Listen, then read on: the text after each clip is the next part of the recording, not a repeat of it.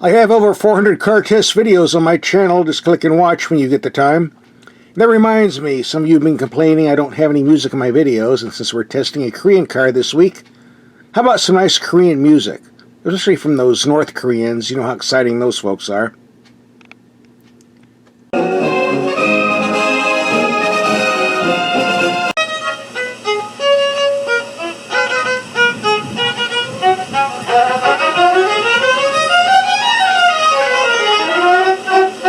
야, 잘하는만. Pardon the mess, we're doing a little bit of redecorating here. So in this neighborhood, you have to drive an expensive car. If you're caught driving an inexpensive Korean car, like a Hyundai or Kia, not only do they shun you, they actually spit and throw rocks at you.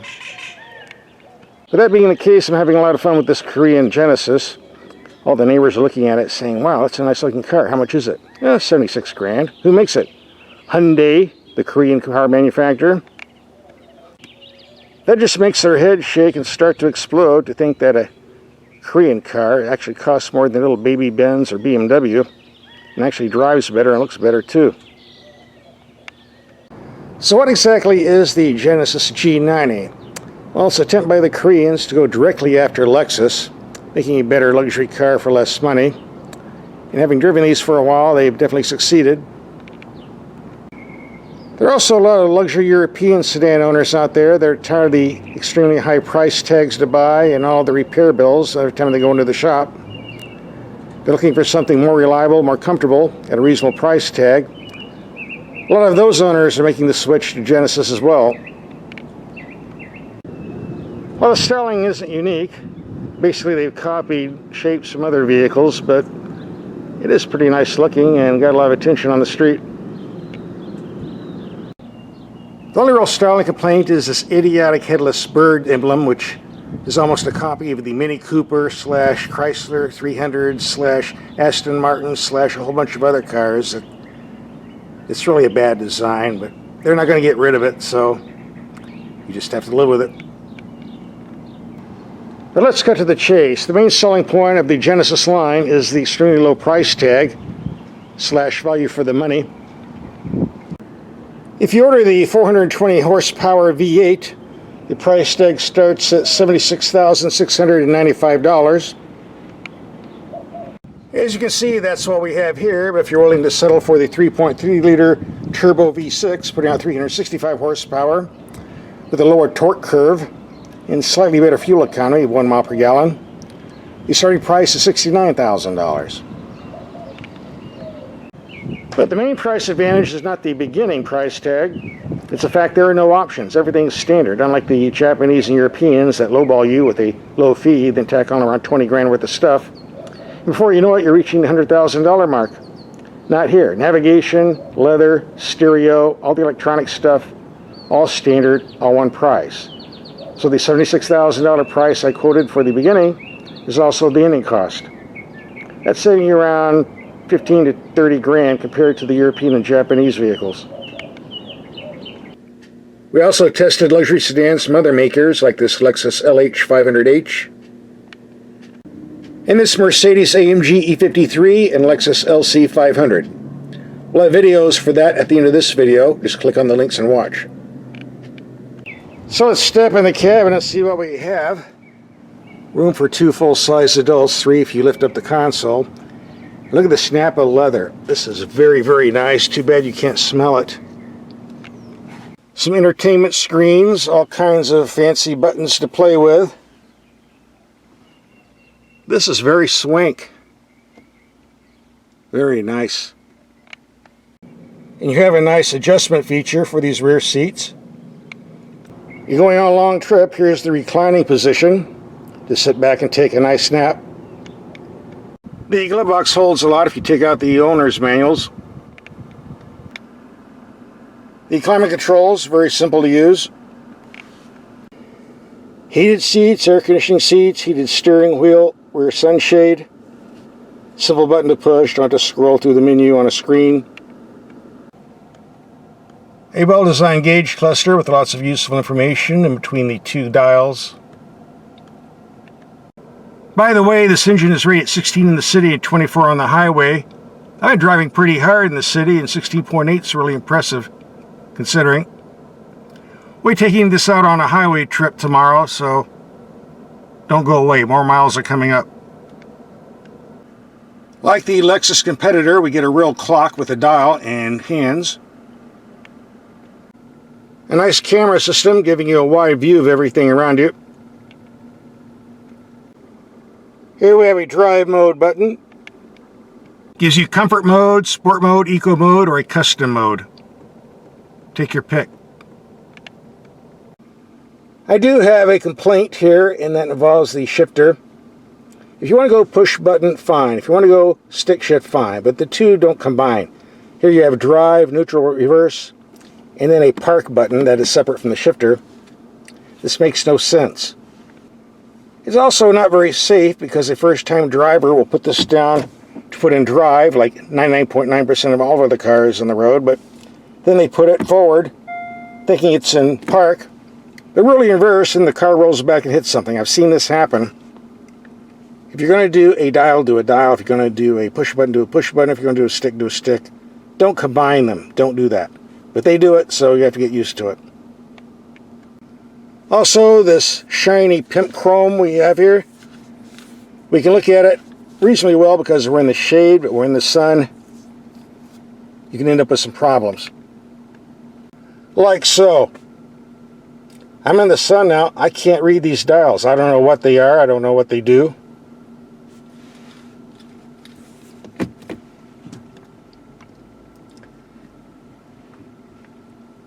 Somebody goofed up on this. This never should have gone in production. You might have to get a black magic marker and black this out if you live where the sun shines all the time.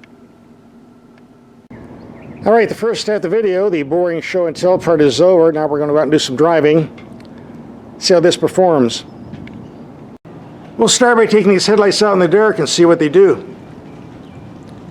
4 bulbs on each side, total of 8. Impressive. Thus far. Well, it's dark enough. Let's take these lights out and see what they do. Look pretty strong, kind of fuzzy. And we'll see. Here we have the brights on a building 100 feet away. Very bright. Good height, good widespread. Go to low beam. Wow. That's pretty low. Bright, but low. Okay for the city, but on back country roads, I don't think this is going to work too well.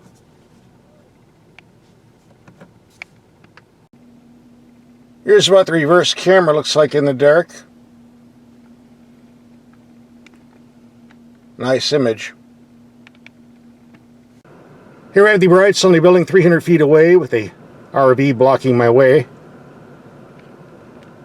Good brightness, good spread.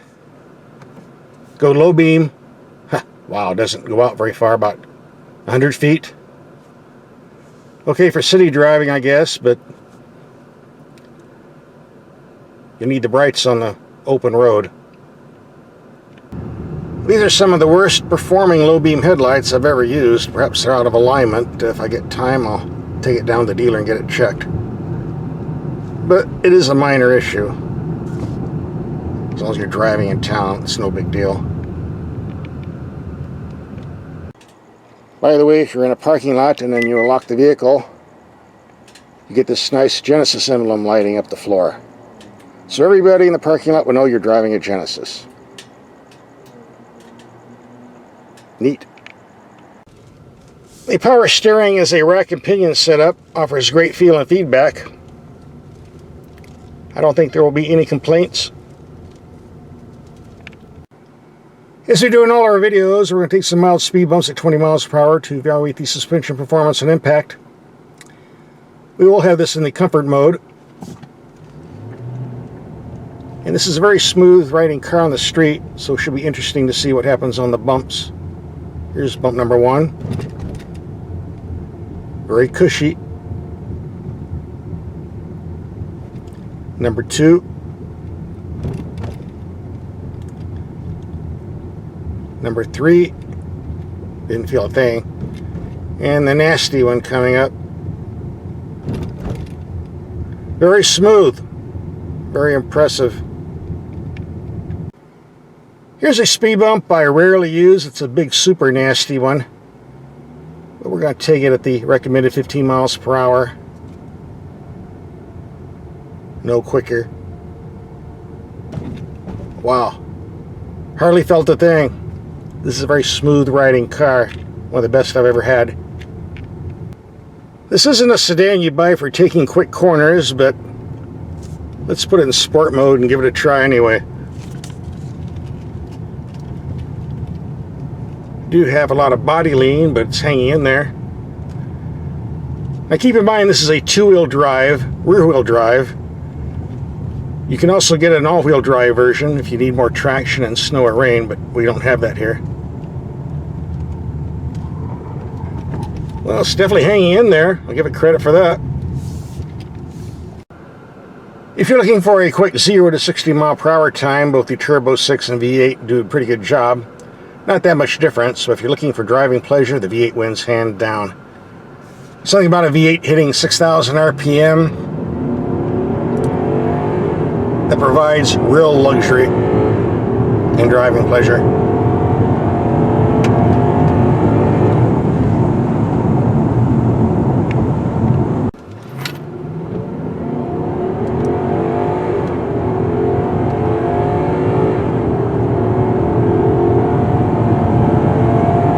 Don't get me wrong, the Turbo 6 is a fine engine, but I just love V8s.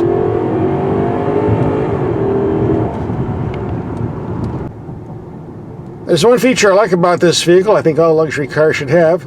You operate the left or right turn signal, and you see what's on your left, or you see what's on your right, thanks to the cameras and the side mirrors. Why don't more manufacturers do this? It's worth mentioning this camera feature is found in many inexpensive Honda models, so you would think it would be more available in luxury cars, but it's not. But thank you for Genesis for putting it on here. It's very useful. We're going to reset the mileage computer to 0, take a long highway trip. The factory claims 24 mpg. Maybe we'll do better, maybe we'll do worse. Time to find out. I can honestly say this is one of the smoothest riding vehicles I've ever driven. One of the quietest as well. Somebody did the homework. And they didn't do any cost cutting either. Very impressive. So is the acceleration of this nice smooth V8.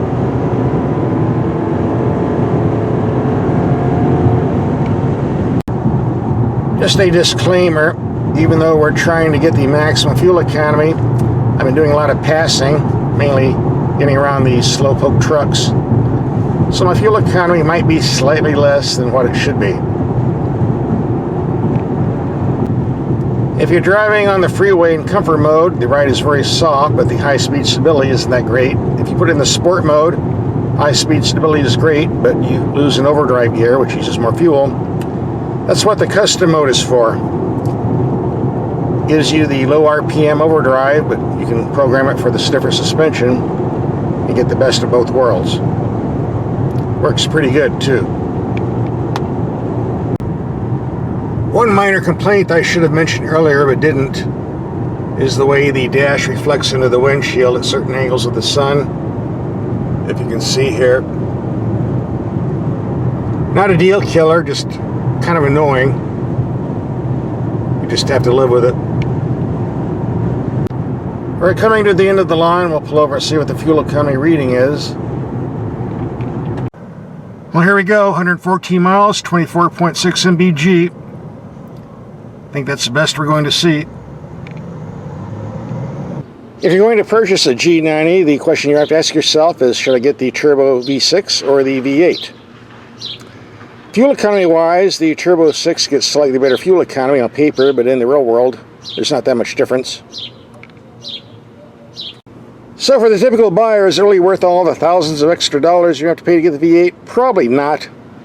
But is it worth the extra money for me to get the V8? Absolutely. There's something about getting a nice, smooth, silky V8 in a luxury car you just don't get off a V6, and I think it's worth the extra money for me.